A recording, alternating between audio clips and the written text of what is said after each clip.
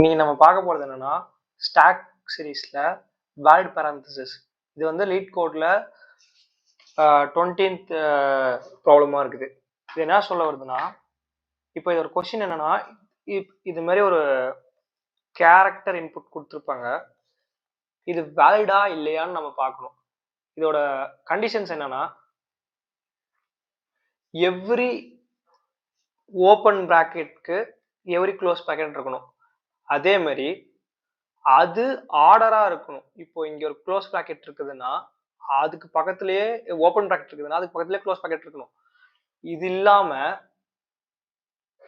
இப்போ இப்படி இதுக்கு இது கர்லி பிராக்கெட் பக்கத்துல இப்போ வந்து நார்மல் க்ளோஸ் பிராக்கெட் பக்கத்துல ஸ்கொயர் பிராக்கெட் க்ளோஸ், இது ஓப்பன் பிராக்கெட்டா, இது நார்மல் ஓப்பன் பிராக்கெட். இங்க நார்மல் க்ளோஸ் பிராக்கெட் தான் இருக்கணும். ஆனா அதுக்கு பதிலாம இங்க நார்மல்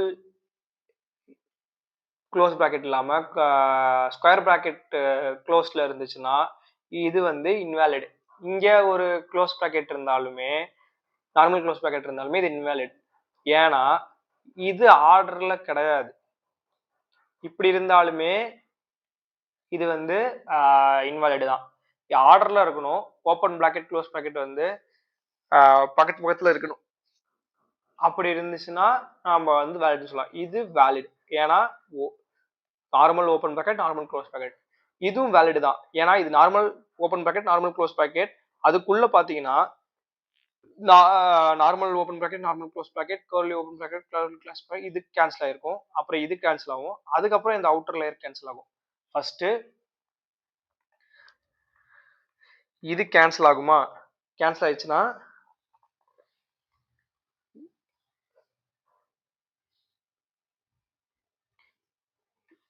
இப்படி இருக்கும். அடுத்தது இது இந்த கர்லி பிராக்கெட் கேன்சல் ஆயிடும். அப்புறம் இது மொத்தமா கேன்சல் ஆயிடும். இப்போ இது எம்டி ஆயிடுச்சுன்னா இது வேலிட். இது வந்து ஓப்பன் பிராக்கெட்டுக்கு க்ளோஸ் பிராக்கெட் சம்மந்தமே இல்லை. இது வேற ஓப்பன் பிராக்கெட், இது வேற க்ளோஸ் பிராக்கெட். ஸோ இது no invalid. No valid, invalid.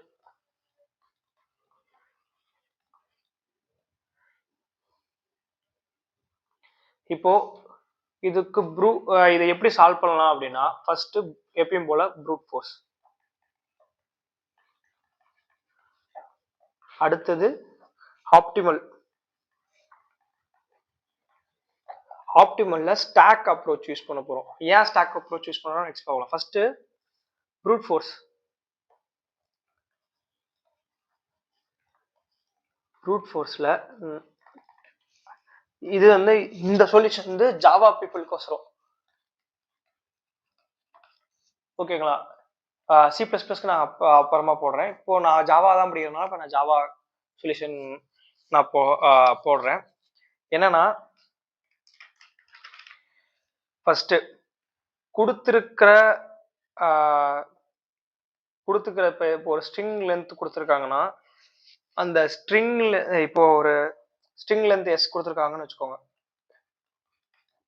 இப்படி கொடுத்துருக்காங்க அப்படிங்கிற பட்சத்துல நம்ம என்ன பண்ணணும்னா அந்த ஸ்ட்ரிங்ல எப்பப்பெல்லாம் open bracket close bracket open bracket close bracket இந்த மாதிரி வருதோ அதெல்லாம் வந்து நம்ம வந்து எம்டி ஸ்ட்ரிங்ஸ்னால ரீப்ளேஸ் பண்றோம். இப்போ இதுல ரீப்ளேஸ், இப்போ இது வந்து ஒரு பிராக்கெட்னா இது எம்டி ஸ்ட்ரிங்கால ரீப்ளேஸ் பண்ணா அப்போ ஸ்ட்ரிங் எப்படி இருக்கும்? இது மட்டும் தான் இருக்கும். இப்போ இதை எம்டி ஸ்ட்ரிங்கால பண்ணா இப்போ இது ரெண்டு மட்டும் தான் இருக்கும். இது ரெண்டும் வேலிட் ஆக்கறனால இது ரெண்டுத்தையும் நம்ம எம்டி ஸ்ட்ரிங்கால ரீப்ளேஸ் பண்ணா இது மட்டும் தான் இருக்கும். இதே எம்டி ஸ்ட்ரிங்கால பண்ணா இது மட்டும் தான் இருக்கும். அப்போ மொத்தமாவே ஸ்ட்ரிங் வந்து எம்டி ஆயிருச்சு. எம்டி ஆயிடுச்சுனாவே அப்போ அங்க ஸ்ட்ரிங் வந்து வேலிட். இதே எம்டி இல்லாம இப்போ இது எம்டி ஆயிரும், இது எம்டி ஆகாது. அப்போ இது வந்து ரீப்ளேஸ் ஆகி வெறும் நார்மல் ஸ்ட்ரிங்கா போயிடும். இப்போ இதை வந்து நம்ம இது பண்ண முடியாது, ரீப்ளேஸ் பண்ண முடியாது. ஸோ அப்போ வந்து ஸ்ட்ரிங்ல ஏதோ ஒன்று இருக்கும். அப்போ ஸ்ட்ரிங்ல ஏதோ ஒன்று இருந்துச்சுன்னா அது வந்து இன்வேலிட் ஸ்ட்ரிங். ஓகேங்களா? அப்போ கோடு சூடோ கோடு எப்படி வரும்? while ஏன்னா அது திரும்ப திரும்ப அந்த ஸ்ட்ரிங் எம்டி ஆகிற வரைக்கும் நடக்கிறதுனால இது வந்து ஜாவால கண்டெய்ன்ஸ்னு ஒரு கீவேர்ட் இருக்குது. கண்டெய்ன்ஸ்னா அது ஸ்கேன் பண்ணும்.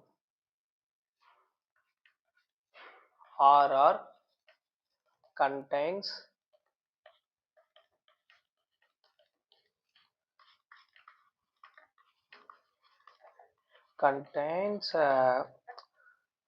ஸ்கொயர் பிராக்கெட் இருந்துச்சுன்னா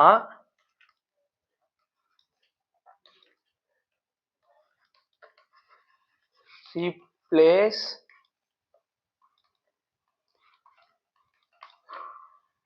empty. அதே மாதிரி string dot replace square bracket என்ன மாறணும், எம்டியா மாறணும்.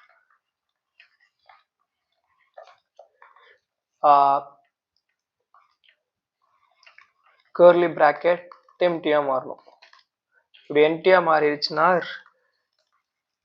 ரிட்டர்ன் ஸ்ட்ரிங் வந்து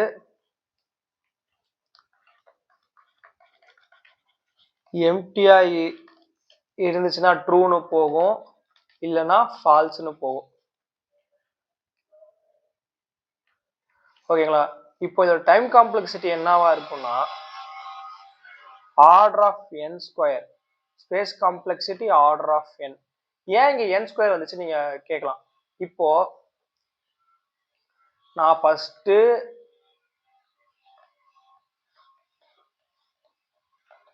இப்படி ஒன்று எடுப்பேன். எடுத்தேன்னா ஃபர்ஸ்ட் இது செக் ஆகும், இது ஃபர்ஸ்ட் ரீப்ளேஸ் ஆகும், அப்புறம் இங்க ஒரு புது ஸ்ட்ரிங் வரும். ஓகேங்களா?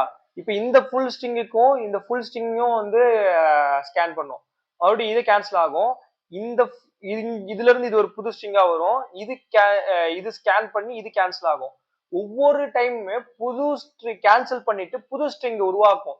இப்போ அந்த புது ஸ்ட்ரிங் உருவாக்குறதுனால ஒரு டைமே ஸ்கேன் பண்றோம், ஃபுல் ஸ்ட்ரிங்குமே ஸ்கேன் பண்றோம், அது ஆர்டர் ஆஃப் என். அப்புறம் புது எத்தனை பேர்ஸ் இருக்குதோ அத்தனை வரைக்குமே அதை வந்து நம்ம வந்து அத்தனை டைம் நம்ம வந்து ஒரு டைமே லூப் பண்றோம். அப்போ அப்ராக்சிமேட்டா பாத்தீங்கன்னா order of N square. Space complexity ஸ்ட்ரிங்கோட லென்த் தான். ஓகேங்களா? இப்போ நம்ம இது வந்து குவாட்ராட்டிக் டைம் காம்ப்ளெக்சிட்டியில இருக்கிறதுனால அதை நம்ம எப்படியாவது லீனியர்ல கொண்டு வந்துடணும்.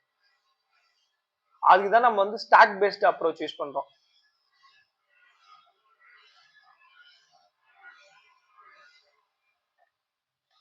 ஸ்டாக் அப்ரோச்ல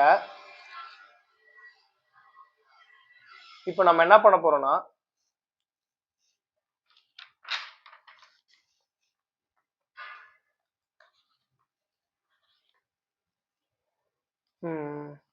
கொஸ்டின் வந்து இது வேலிடான்னு செக் பண்ண போறோம். இப்போ ஸ்டாக்ல ஃபர்ஸ்ட் ஸ்டெப் என்ன பண்ண போறேன்னா, எப்பப்பெல்லாம் நான் ஓப்பனிங் ஸ்ட்ரிங் பார்க்கறனோ, ஓகேவா, ஓப்பனிங் பிராக்கெட் பார்க்கறனோ அப்பெல்லாம் நான் ஸ்டாக்ல அதுக்கு ஈக்குவலண்டான க்ளோஸ் பிராக்கெட்டை ஸ்டாக்ல புஷ் பண்றேன். இப்போ இதுக்கு பாத்தீங்கன்னா ஃபர்ஸ்ட் அடுத்தது எப்பப்பெல்லாம் க்ளோஸ் பிராக்கெட்டை பார்க்கறனோ அப்பெல்லாம் ஸ்டாக்கோட பீக்ல இருக்கிற எலமெண்ட்டும் க்ளோசிங் பிராக்கெட்டும் பார்த்த க்ளோசிங் பிராக்கெட்டும் சேமானு பார்க்குறேன். அப்படி இருந்துச்சுன்னா அதை பாப் பண்ணிடுறேன். அப்படி இல்லை அப்படின்னா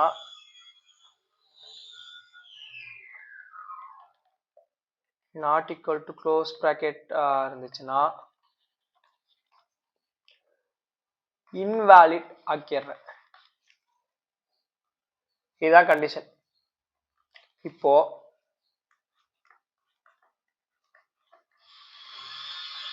இதுக்கும்போது ஃபர்ஸ்ட்டு ட்ராவல்ஸ் பண்ணும்போது ஐ இங்கே இருக்கும். அப்போது நான் அதுக்கு ஈக்குவலண்ட்டான க்ளோஸ் ப்ராக்கெட்டை புஷ் பண்ணிட்டேன். அதேமாரி இதுக்கு ஈக்குவலான க்ளோஸ் ப்ராக்கெட் புஷ் பண்ணிட்டேன். இப்போது இங்கே ஒரு க்ளோஸ் ப்ராக்கெட் பார்த்துட்டேன். இந்த க்ளோஸ் ப்ராக்கெட்டும் இங்கே இருக்கிற க்ளோஸ் ப்ராக்கெட்டும் வந்து ஈக்குவலானு பார்க்குறேன். இங்கே இருக்கிற க்ளோஸ் ப்ராக்கெட்டும் இதுவும் ஈக்குவலானு பார்க்குறேன். ஈக்குவல்னால அதை பாப் பண்ணி வெளியில் எடுத்துடுறேன். அப்போ இதை நான் பாப் பண்ணி வெளியில் எடுத்துருவேன்.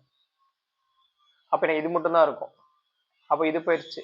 இப்போ இங்கே வருவேன். இங்கே வரும்போது இது ஓப்பனிங் ப்ராக்கெட்டு, அதுக்கு ஈக்குவலான க்ளோஸ் ப்ராக்கெட் புஷ் பண்ணிட்டேன். அடுத்தது இது க்ளோஸ் ப்ராக்கெட்டு.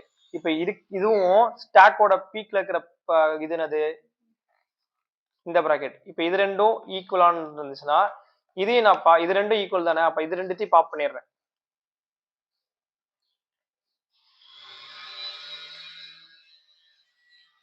அப்போ இது ரெண்டுத்தையும் பாப் பண்ணிட்டேன். ஓகே. இப்போ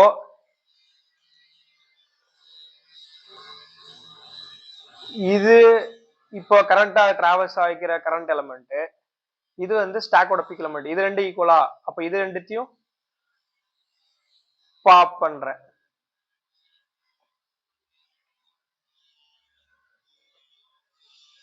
அப்போ இது ரெண்டுத்தையும் பாப் பண்ணனா என்ன ஆகும்னா ஸ்டாக் எம்டியா இருக்கும். இப்போ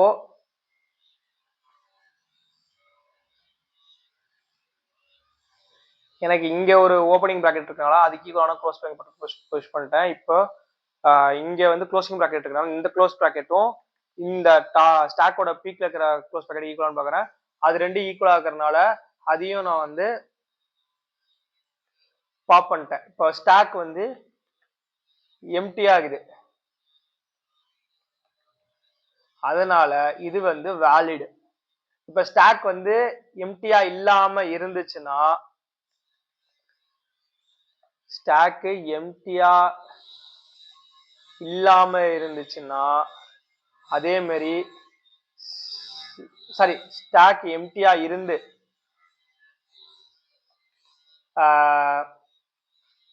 பீக் எலமெண்ட்டும் இப்போ இட்ரேட் பண்ற எலமெண்ட்டும் சேமா இல்லைன்னா ரிட்டர்ன் ஃபால்ஸ், ஏன்னா அது இன்வேலிட். இப்போ இதுக்கு கோட் பார்த்தோம்னா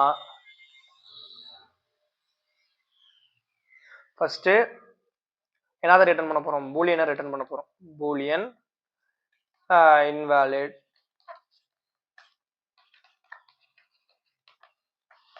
ஸ்ட்ரிங் உள்ள வருது.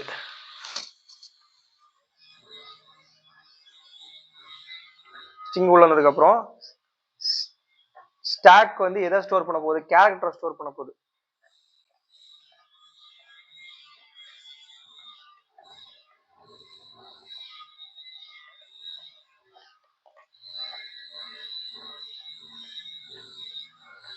அப்புறம் ஃபார் ஈச் லூப் போட்டு கேரக்டர் எல்லாம் நம்ம தனியா எடுக்கிற வழியில நம்ம ஸ்ட்ரிங்கை டிராவல்ஸ் பண்ண முடியாத காரணத்தினால் நம்ம வந்து அதை வந்து கேரக்டர் அரேவா சேஞ்ச் பண்ணிக்கிறோம். s.to char array அப்படின்னு போட்டீங்கன்னா அதுக்கு மாறிடும். ஜாவா பீப்புளுக்கு தெரியும், சொல்றேன். அப்புறம் எடுக்க போற ஸ்ட்ரிங்கு ஓப்பனிங்கா இருந்துச்சுன்னா அதுக்கு ஈக்குவலானது ஸ்டாக்ல க்ளோஸ் அப் புஷ் பண்ணணும். இப்போ ஸ்கொயர் பிராக்கெட் ஓப்பனிங்கா வந்துச்சுன்னா சி வந்து ஸ்கொயர் பிராக்கெட் ஓப்பனிங்கா வந்துச்சுன்னா ஸ்டாக்ல க்ளோஸ்டு ஸ்கொயர் பிராக்கெட்டை புஷ் பண்ணணும். ஃபெல்ஸ். இப்போ சி வந்து நார்மல் ஓப்பன் பிராக்கெட்டை வந்துச்சுன்னா நார்மல் க்ளோஸ் பிராக்கெட்டை ஸ்டாக்ல புஷ் பண்ணணும். புஷ் பண்ணதுக்கு அப்புறம் இஃப் எல்ஸ் செக் பண்ணணும். இப்போ இதெல்லாம் ஓப்பனிங் பிராக்கெட் வந்துச்சு அப்படின்னா க்ளோஸ் பிராக்கெட் வந்து க்ளோஸ் பிராக்கெட் இருக்கும்போது ஏதாவது ஒரு எலமெண்டாவது இருக்கணும். அப்படி இல்லைன்னா அது ஃபால்ஸ் தான். அதே மாதிரி